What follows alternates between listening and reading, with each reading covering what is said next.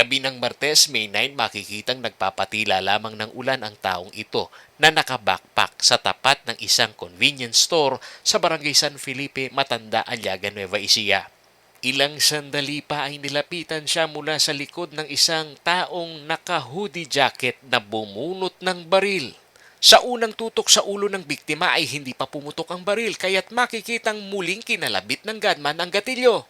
Dito na bumulagta ang kanyang target na siya namang ikinagulat ng 7 pang mga tao sa loob ng naturang tindahan. At upang makasiguro, muling binaril ng sospek ang nakahandusay na biktima at saka ito umalis na para bang walang nangyari. Ayon kay Police Major Victory De Leon, hepe ng Aliaga Municipal Police, hindi taga-Aliaga ang kinilalang biktima. Nakalagay po rito, legal age sa SMS natin.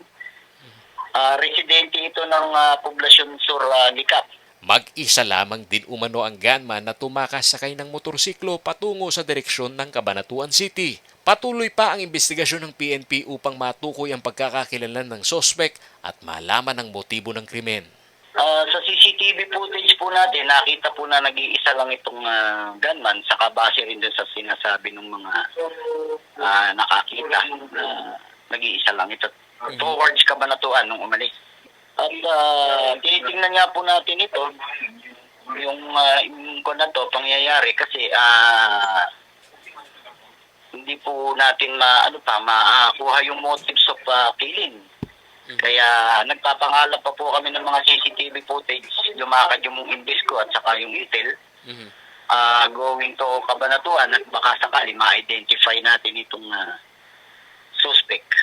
Batay sa datos ng Aliaga PNP, ito na ang pangalawang kaso ng pagpatay na naitala sa kanilang bayan ngayong taon.